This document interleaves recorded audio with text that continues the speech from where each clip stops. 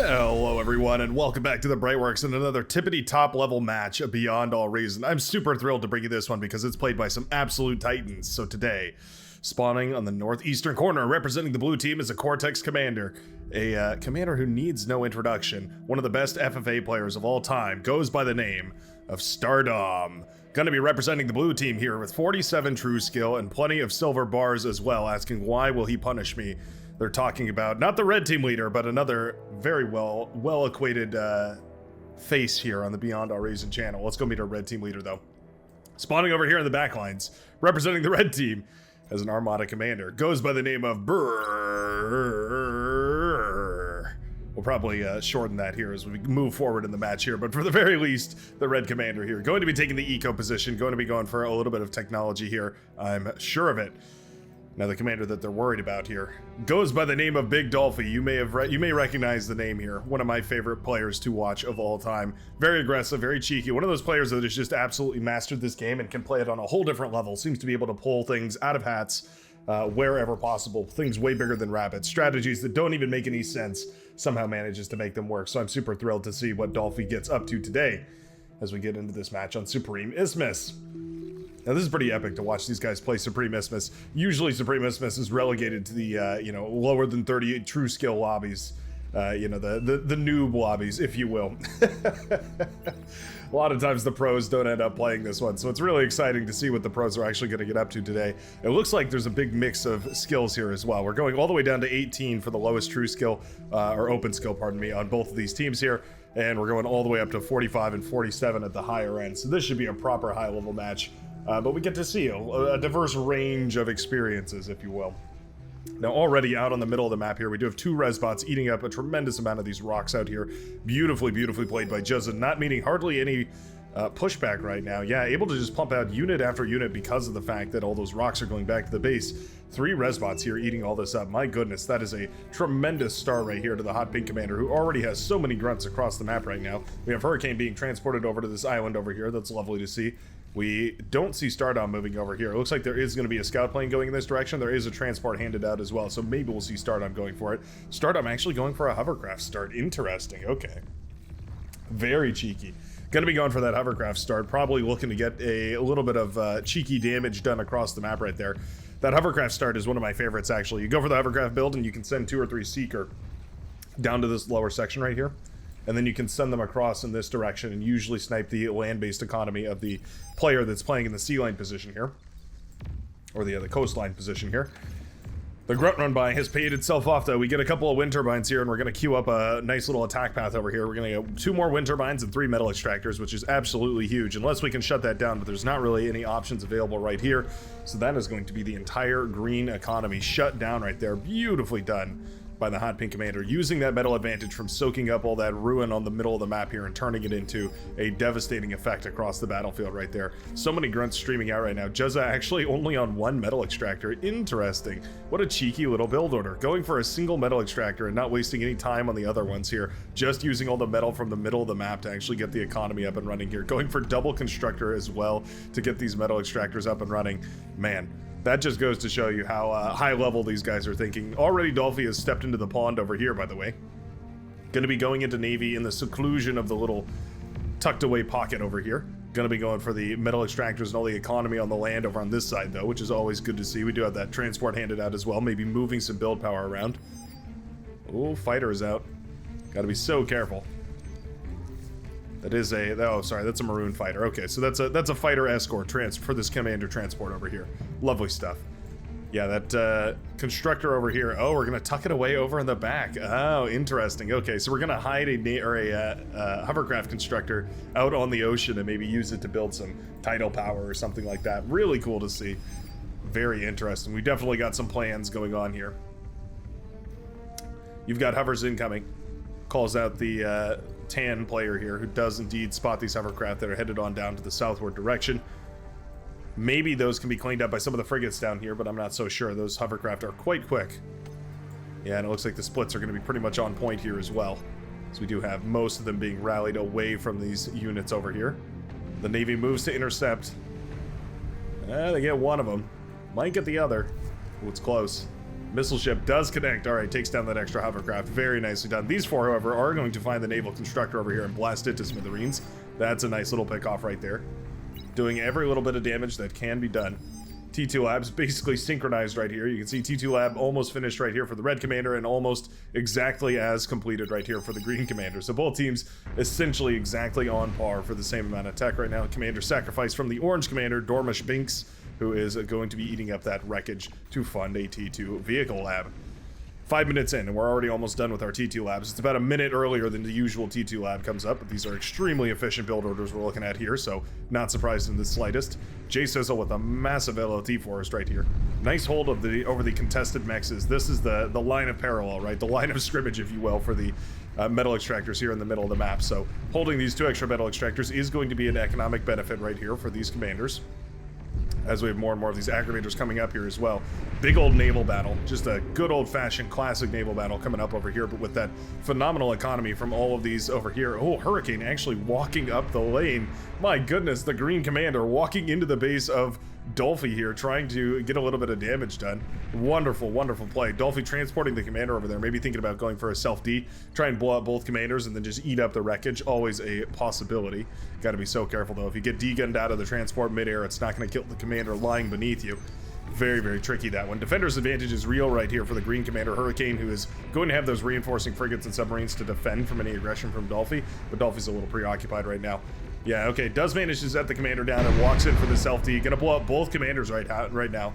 And yeah, actually a pretty fair trade right there. I mean, 2 metal extractors lost, but also that's thousands and thousands of metal that's gonna be going back to the yellow economy. Might even see a T2 transition. I wonder if we have the energy for it. Maybe not. Maybe we'll go for a T2 bot lab and then get a T2 constructor out and then maybe transition out of that and into T2 Navy. That wouldn't be the worst idea. Gof actually moving forward as well on this right-hand side with the commander. Beautifully done. Blasting away metal extractors and whatever else they can. T2 vehicle bay is out right now, so we only need a couple of... Oh, we're gonna go for some of those salamanders. Okay, interesting. Looks like we have the expanded unit kit here. The potential units. Candidate units, that's what they're called. Unless the printer got added. Did the printer actually get added? Oh, I should check that. Hold on. 1 second. Demon, lightning ship, no. New units. I thought I knew. I guess not. Anyway, sorry. Back to the game. Some people were complaining about what I paused. Some people were wishing that I would pause more. So I don't know where I stand as far as that gauge goes. But anyways. Looks like we are playing with the release candidate units. I didn't check before I watched this replay. Maybe I should get into the habit of doing that. Either way, these salamanders are a little heat ray tank that the Cortex faction has out of their T2 gantry now. And man, does it do some damage. What is that, 5% per blast right there, more or less? That is huge. Yeah, this Commander Gof is not going to have any chance against these salamanders. Not with the professional level micro of Stardom here, who manages to blast down the commander. No sweat. Just a 5. Moves in as well here. Yeah, both commanders eagerly ready to eat up that metal right there. Lovely, lovely stuff. Nice cleanup over on that side. Yeah, you can see the Resbots have already eaten up most of, well, they've eaten up one of the corps and most of one of the others, trying to make sure that at the very least all that metal goes back to the red team, or the majority of that metal goes back to the red team, while keeping the potential to revive that commander up and alive here. T2 constructors being handed out from the backlines here. We have the T2 finishing up the T2 metal extractors right now for Burr, and then we're going to eventually step into a proper T2 economy, I do believe. Maybe we're going to rush up to T3. That wouldn't be the end of the world. Sometimes we see that really high power Marauder rush. You can get a bunch of those out by, I want to say about minute 14, 15. You can have about 6 or 7 Marauder out in the field. I think that's about as quick as I've ever seen it. Usually 17 is a lot more reasonable, but the fastest of the best of the best and the fastest of the fast can oftentimes get a really, really efficient build order together and pump out those Marauders extremely quickly. Wouldn't be surprised if that's the build that we go for. Marauders obviously insanely powerful on this map. Looks like Dolphy did win indeed the engagement over here. Missed the naval battle, but you can see the wreckage lying in ruin over there, so that's definitely indicative of a battle well won over there. So we're gonna have to get a res sub on that side to eat up all that metal, but other than that, no naval component of the northern side here has got to be super, super comfortable. Oh, some of these, yeah, heat ray salamanders moving under the water now. Very dangerous. They can pop up and cause immense devastation over on this side of the map. Love that we went for a prude right here. With this being so much closer to the shoreline, this geothermal used to exist somewhere back here. was a little further away from the shoreline. Now it exists right on the shoreline, so it's very, very prone to being sniped by enemy bombers, enemy amphibious units, basically anything that the enemy can send that direction.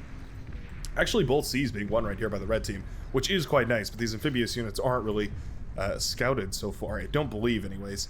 Yeah, I don't think the blue team really scouted these amphibious tanks. Let's see if they're in the vision radius. You can see the bubbles right now. You can see the smoke clouds, but you're not going to see anything else. Yeah, here come those amphibious tanks, ready to pop out of the water. Those LLTs not going to be nearly enough right now. Here they come, blasting their way up out of the shoreline. Oh, you know what? I maybe undercut the LLT just a little bit here. Still not enough to deal with these salamanders, though. Poking their heads out of the water and doing a ton of damage over here. Build power gets targeted down. Nice to see. Build power not going to chain react, which is quite nice.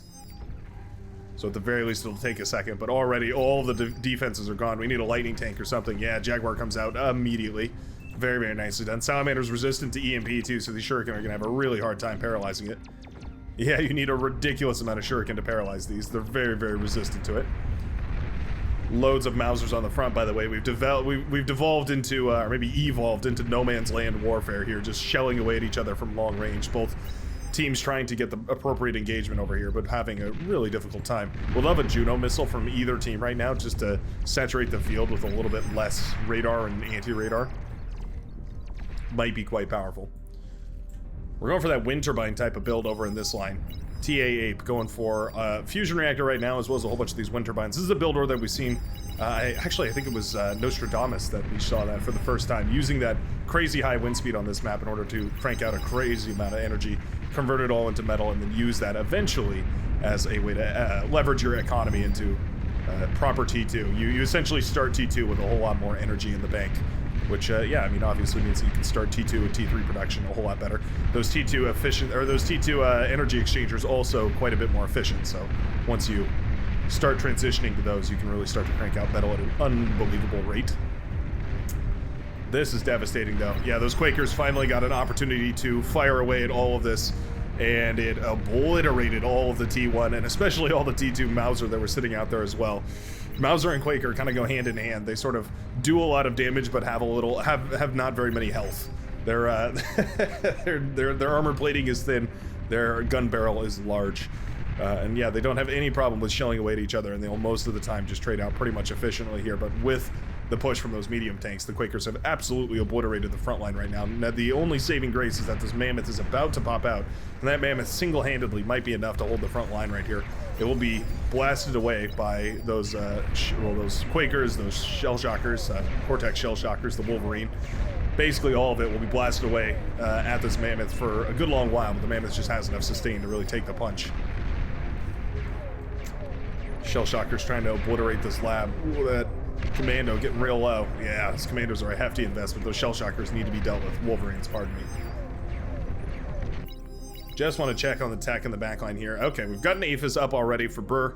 We are going into an anti-nuke here, which is a little bit greedy, but still going for, I mean, you can see, going for the APHIS before the anti-nuke, and it's not even minute 14 here, just goes to show how high level these guys are playing at. Okay, we do have the Marauder transition coming up right now, though. Yeah, we're going for, well, single fusion Marauder, but we also can't discount all the wind turbines here. So when the wind speed is high, yeah, those Marauders are absolutely going to be quite nice for production goes. Or the wind turbines, rather, will be quite nice for energy production anyways. Nice little scout there, by the way. The Maroon player sent a scout plane, a T2 scout plane across, and got an excellent vision of exactly what was happening around the map. Mammoth over here being used to devastating effect, pushing back this front line quite nicely. It will eventually fall here, I do believe. Did Rascal get the kill right there? That's funny. Rascal with the Mammoth kill. When's the last time you've seen that? Anywho. Mammoth does go down, but at the very least it contributed enough on this front line to push back those units, buying enough time right here for the spam to start coming out in mass right here. So we have two different labs spamming things out. We have the pink player producing a whole bunch of grunts, and we have the brown player also producing grunts, both of which just sending them to the front lines. Wouldn't even mind seeing these, I mean, this is very niche and very nitpicky, but wouldn't even mind seeing these players transition to Armada bot labs just so that they could spam out ticks rather than grunts, just to save some metal. I normally wouldn't be so harsh of a critic as far as that goes, but when we're in the top of the top, every little efficiency counts. Manticore sent to its death up here on the front lines. Definitely didn't intend for that to happen. Another mammoth is out, though. Yeah, once another mammoth comes out, this whole composition has to back off here. Medium tank's also pretty sturdy. This is the commando in the transport right here. Juzza, maybe thinking about sending a commando around. Yeah, it looks like the purple team, or the blue team does see the transport over here. Okay, fighters will be pulled to shoot down the commando. Lovely stuff. Now, the thing is, commandos are technically amphibious, kind of. They can sort of move around when they're underwater, I believe. Well, this one isn't being rallied, but once it is. There we go. Finally moving towards the shoreline over here. We'll have to see if that commando can get anything done. Nice scout right there by the Cyan player as well. Both teams taking a good look at each other. So we're already building up those Marauder in the backline here, where we've got 2 of them so far, and we're just about to finish up a 3rd, looking to hit that critical timing attack.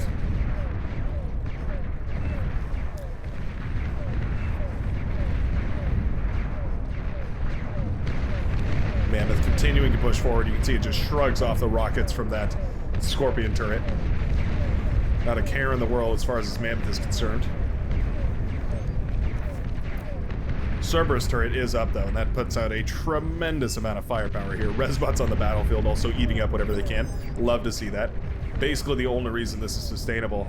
Beautiful play over here. So you can see what Stardom has been up to. Building a T2, a hidden T2 naval lab over on the right-hand side. Managed to build up a massive naval force and is now sending him across the map. Catching the Tan player completely with his pants down. No idea that a T2 Navy was building over here. Went for some eco in the backline. In fact, maybe still unaware of the Navy. Yeah, queues up the APHIS over here in the backline after the fusion reactor. Suddenly, an entire T2 fleet emerges out of the darkness. All of this spawned from the single hovercraft constructor right here. Beautifully done. There we go. Buccaneers tearing apart the entire palace of the Tan Commander. Yeah, you can see him eating up the laboratory here, trying to make the best out of a very bad situation. Very tricky. Yeah, I don't think that lab's gonna go into your pockets anytime soon here.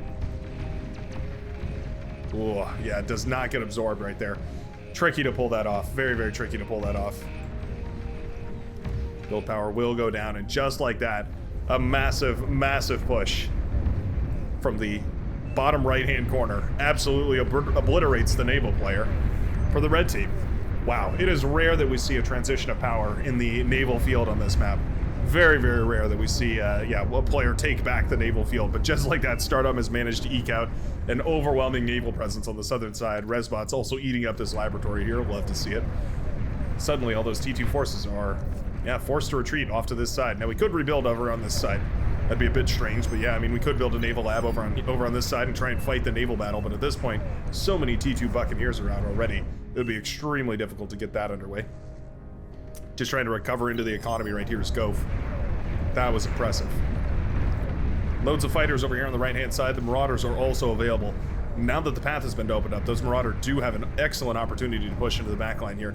Full-blown T3 production is up and running, by the way, for Burr, who's got 2 APHISes pumping out as many T3 units as possible. We've got Marauders building and sent over to the Northern Sea. We've got missile ships barraging the coastlines over here. They've already taken down 1 base of K-Corp, and they definitely have the opportunity to take down a couple more here. Certainly could take down the green base, could probably take out the purple as well. Yeah, they're going to start barraging that T2 lab. That hurts quite a lot. Dolphin doing an excellent job of keeping all these units intact here. We also have the drone carrier sent out so that we have a little bit of scouting here, which is always cool. One of the excellent things that the drone carrier can do, of course, is be used for scouting. Those drones have a line of sight radius, and you can send them forward. They're essentially disposable. Radar queued up right now. Razorbacks are over here, but they don't know about all of these Marauder that are about to hit the beachheads. Scout plane still getting an excellent look of what's going on over here. Wonderfully done. Beautiful little play right there. Marauder, moments from hitting the lines. How is the red team going to handle this crisis? Looks like the Razorbacks are pulled in this direction. Not sure if they were scouted or what, but the Marauder are here. The Razorbacks, it's time for them to shine. Razorbacks do beat Marauder in a 1-to-1 fight. This is not a 1-to-1 fight, though. These Marauder are more than happy to just yeah, wander away and retreat from those Razorbacks. Excellent deflection right there. Absolutely saving his teammate. Oh, that's funny. Destroying the wall as quickly as it's being built here. Those Razorbacks have absolutely saved the day right now. Now these Marauder are still out there, and it's still a present threat. There's also some bombers coming across over here. Fighter wave has been pulled. Got to be so careful about sending those fighters in after the fighters, when really the only threat right here is the bombers. Ooh, yeah, loses the whole fighter wave right now, and this is devastating. There's no anti-air available here. Yeah, no anti-air available for these bombers. They're going to be more than happy to just sweep on through right now. These bombers are uncontested. Would have liked to see them drop their bombs on this base and then route towards this one. Since you already have air superiority, you might as well take out this base. The bombs will recharge before they get over to this base. These bombers are very slow, so just a little improvement there. Fusion reactor goes down. Air lab also falls. Build power goes up as well. Bombers also with a opportunity here. They could certainly go in for the APHIS. I'm not sure if 5 is enough. I think 5 might just barely do it if all of them connect, and it's a really nice connection. Are we not going to use them? Oh, okay, there we go. Oh, it's a nice connection. Oh my goodness, 4% remaining. My goodness, 4% remaining left on that APHIS there before it got repaired up. That was extremely close, and now I guess we do know. It takes 6 bombers. 6 bombers is the magic number to blow up an APHIS in a single shot. Marauder eventually redistributed here. Some of them are going to go hide in this pond. Others of them have pushed down south here. There was a pit bull set up, or 2, that were quite good. We need to eat up this Marauder. Nice. Managed to save the fusion reactor by eating up the Marauder here. Justo's commander in a decent position. We need to cloak it, though. Well, if you're not going to cloak it, this Marauder are going to dip, dodge, dive, duck, dodge, and dive. Oh, there they go. Yeah. Marauder running away from the commander right here. Wonderfully done. Nice bit of micro right there. Wouldn't expect any worse or any less than pretty much stellar micro. Yeah, another Marauder pop up at the T3 base as well. Oh no, yeah, the energy converters went down, means that the metal production stalled. And suddenly, Marauder in the back line going to be peeled away to try and deal with this APHIS here. Now the Razorback are here to clean this up, so these Marauder need to focus on this. Usually the splits are necessary. Oh, there we go. APHIS does pop, and that's going to mean the red base is blown to smithereens here. All that work sent up in smoke right here by a whole bunch of Marauder. So the question is, which was more valuable, right? I mean, you got more heavy quality T3 units out, but also, was it enough to stop the Marauders? Would it have been better than just building 20 extra Marauder than all that extra T3? I don't know. Seems like the Marauder across the map were more effective than the Marauders that didn't actually go. Either way, though, big Marauder wave coming out from Dolphy here, who started up their own T3 production, or it was handed over. I'm not sure which, but either way, these Marauders swept up from the shoreline of Dolphy, going to storm across the beach over here, popping a whole bunch of fusion reactors, a bunch of APHISes. Well, actually, there's no APHISes up right here for these players, but those Marauder are certainly popping those little Cortex fusion reactors, the little plasma bubbles. Beautiful, beautiful push. So much damage on both lines here. Front line's still holding strong. Mammoths, the couriers of the pivots around which the strategy holds. Yeah, Dolphy's Marauders moving in here. These wind turbines are not spaced out. Surprised to see the Marauders unspaced right here from an experienced player like this. We do have a commander that landed in the backline as well, trying to get a little bit of damage done, and actually doing a great job tearing apart these wind turbines, of course. Commando blaster does a decent amount of damage, a little shoulder-mounted blaster cannon. Armada gets the gunslinger. Cortex gets the commando. Another one coming in right here. Shoot it out of the sky all you want. It can paratroop. Falls down to the ground, is more than happy to keep blasting away at whatever it can. Ugh, yeah. Very, very tricky, those commandos. Very difficult to micro. It would almost work if you could somehow cue them to build while moving. That would make them extremely powerful. Maybe that's somewhat how they're balanced. Pitbulls and Starlights and just about everything else under the sun firing away at all these Buccaneers over here, but still those Buccaneers so sturdy. My goodness, yeah, those Pitbulls not really even having much of an effect. Marauders still running up the shoreline over here, though. Yeah, they shut down the fusion, the last remaining fusion for Burr. That is just about all she wrote right here for the Red Commander. Final Constructor in a whole lot of jeopardy as well. Resbot flees for its life over here, but that is going to be Burr essentially wiped out of this game. We do have, we actually have a T2 Constructor over here, so maybe we can see that starting to rebuild here. The Razorbacks are still under the red player's control, though, so maybe we'll see those being used here. We do have a bunch of bombers as well that are produced by the Maroon Commander. Maybe trying to use those now that the Marauder across the map have done a whole bunch of damage. Wouldn't be the end of the world. Rattlesnakes holding the coastline here. Doing a pretty good job of it too, if I do say so myself. Managing to blast away some of those battleships, which is impressive. Those battleships are quite sturdy. These Marauder aren't done yet though. Yeah, there they go. On a tear to absolutely demolish the land-based economy right here for Dolphy. It burns. That burns. Yeah, Dolphy doesn't have... I mean, he has the metal extractors, the underwater metal extractors. We're going for aphises over on this island as well, but it's not like this Marauder can't get over to the island either. An attack from within. Definitely not what Dolphy was expecting. Surprised these Marauder haven't taken out the rest of these metal extractors here. Feels like certainly priority targets. Bomber's trying to kill the Marauder, but no chance they're going to be able to hit that bad boy. He's just too speedy. Pop goes the advanced geothermal. That's a ton of energy down the drain right there that Dolphy was certainly reliant on. Shiva being produced in mass under the seas right here. We also have a Juggernaut trying to skirt around the defenses over on this side, firing away missiles and heat rays and all sorts of other stuff. Definitely a superior super weapon.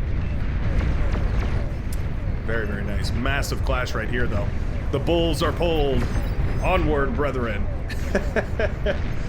The pencil necks are pushing behind the mammoths. What a strong composition. Using those starlights behind mammoths, I mean, you get the strength and you get the damage. Basically a match made in heaven. Really, really love that. Andre in a lot of trouble right here. As soon as those starlights start firing at that commander, you're going to be in a really big amount of trouble. Yep, there they go. Blasting that purple commander away. We'll take a look at this from this perspective. Here we are. Watch this battle unfold in real time. Man, those mammoths, they move slowly but very steadily, and they're so difficult to deal with. Here come the grunts, but I really don't think they're going to be much trouble for these mammoths to deal with. Yeah.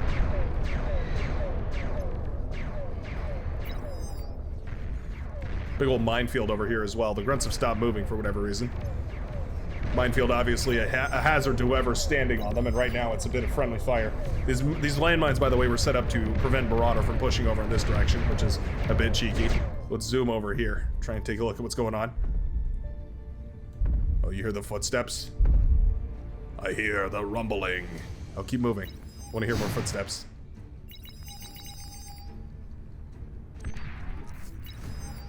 There we go. Oh, that is menacing. Absolutely menacing. We'll back off before the explosions get too loud, unbearable.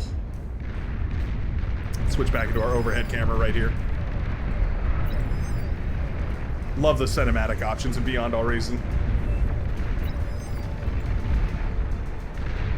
Shiva have officially broken this line, aided by that support from the Juggernaut. That ultra firepower. Very difficult line to break. We're gonna have to somehow get a commander to degun that Juggernaut. I just don't think there's the forces here available in order to shut it down. You need multiple Titans in order to pierce that. Oh, a couple of Razorbacks running by as well. Yeah, very nicely done by Burr. Finding a little bit of an angle to attack through. Manages to find an Aphis and pop it. Beautifully done. Shuts down a huge portion of the production over here. All that T1 spam falls. Really, really nicely done. They find the last commander as well, so hiding in the pond over here. That's pretty funny. He's spotted, but the Razorback can't do anything about it. Everybody sees him. Only takes a bombing run or two, maybe some torpedo bombers to get the commander out of the pond. The red team has certainly suffered heavy casualties across the map, though. My goodness. This is a valiant last stand from everybody on every team. Pull your last units, send everything you have. Zara trying to degun down some of these Marauder over here. A couple of Pitbulls come up. Okay. Yeah, you can't lose these commanders. Uh-oh. Down to just 3 right now for the red commander.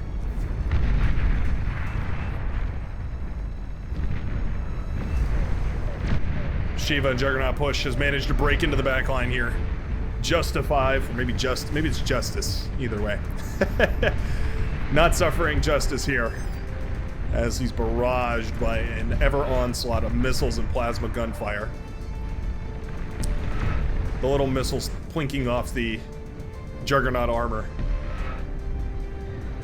Probably barely notices him. Titan is out now. Don't get me wrong, the Titan's a beast on the warfield. Doesn't stand up to the Juggernaut, though. But the Titan's a beast. The Juggernaut's a demon. Even though I guess I can't say that now that there's actually a unit called the Demon in the game. Feels a little irresponsible.